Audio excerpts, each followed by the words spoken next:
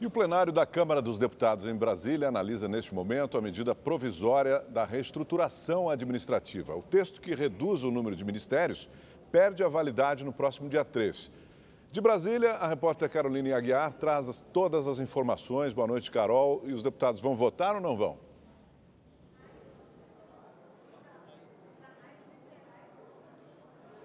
Boa noite, Augusto. Boa noite, Amanda. Bom, os deputados já estão votando. Já foi aprovado o texto base dessa medida provisória de reestruturação dos ministérios e agora os deputados discutem destaques. São sugestões de mudança no texto. E o grande embate esperado para essa noite nessa votação é em relação ao COAF. O COAF, que é o órgão responsável por monitorar transações financeiras e vem sendo muito usado no combate à lavagem de dinheiro. Esse órgão ficava dentro do então Ministério da Fazenda. O presidente Jair Bolsonaro, ao fazer essa reestruturação, trouxe o COAF para dentro do Ministério da Justiça, sob a responsabilidade do ministro Sérgio Moro. Só que aqui no Congresso existe um grupo de parlamentares que quer que o COAF continue sob o manto do Ministério da Economia. E isso está causando um embate enorme aqui na Câmara. Na comissão mista, eles conseguiram fazer essa mudança, colocar o COAF no Ministério da Economia, mas aqui no plenário existem destaques para voltar o COAF para o Ministério da Justiça. Isso, inclusive, está causando aqui uma disputa por votações nominais, porque os parlamentares que querem manter o COAF com o ministro Sérgio Moro acreditam que a pressão social vai fazer com que os deputados votem nesse sentido. E, para isso, a votação teria que ser aberta, os deputados teriam que registrar voto. Então, nos bastidores agora, a gente tem uma disputa aí por essas votações nominais. Mas essa MP é apenas uma de um grupo de medidas provisórias que estão perto de vencer, ou seja, que estão perto de perder o efeito e precisam ser votadas aqui pelo Congresso. O governo vem fazendo uma corrida essa semana para essa votação, como a gente vai ver na reportagem. O esforço para votar as medidas provisórias antes que elas percam a validade começou na noite de ontem com a aprovação da proposta que autoriza a atuação de empresas aéreas com 100% de capital estrangeiro no Brasil.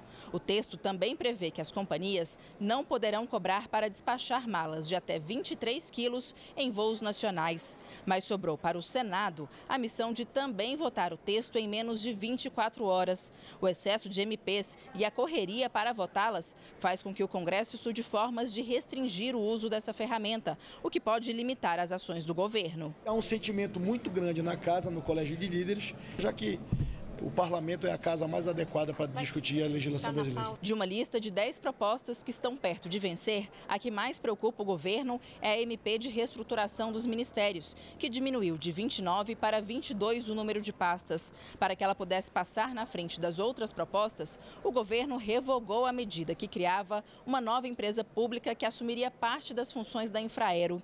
O acordo foi fechado numa reunião entre os presidentes da Câmara e do Senado e o ministro da Casa Civil, Onyx Lorenzoni. Para permitir que a Câmara e o Senado Federal possam, no dia de hoje, aprovar a importante reforma administrativa. Mas o encontro não foi apenas para destravar a pauta de votações, e sim para desfazer o mal-estar que se instalou entre governo e Congresso. Na noite de ontem, o presidente da Câmara, Rodrigo Maia, anunciou que não vai mais negociar com o líder do governo, o deputado Major Vitor Hugo. O estremecimento entre os dois ocorreu em meados de março, depois que Vitor Hugo divulgou uma charge, insinuando que os diálogos no Congresso são baseados em dinheiro. Com o líder do governo isolado e alvo de queixa de vários colegas, o ministro se mobilizou para mostrar que está em sintonia com o Congresso. Nós estamos numa fase de ajuste desta relação.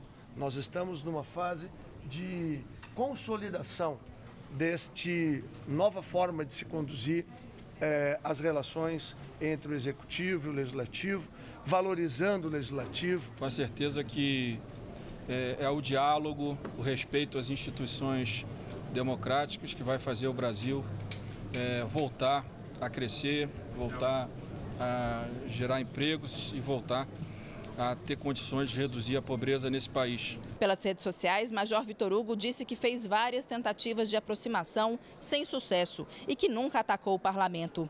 Durante uma reunião fechada com parlamentares do Nordeste, o presidente Jair Bolsonaro citou as dificuldades de articulação. Temos bons ministros, alguns não têm o devido tato político. Tem a questão técnica, tem a questão política. Em consequência disso, acontecem alguns imprevistos. Diante da situação, o governo já prevê deixar que pelo menos uma MP perca a validade. No entanto, ainda não há solução para a medida provisória de combate a fraudes no INSS. O texto vence no dia 3 de junho e faz parte do pacote de medidas para diminuir o déficit da Previdência.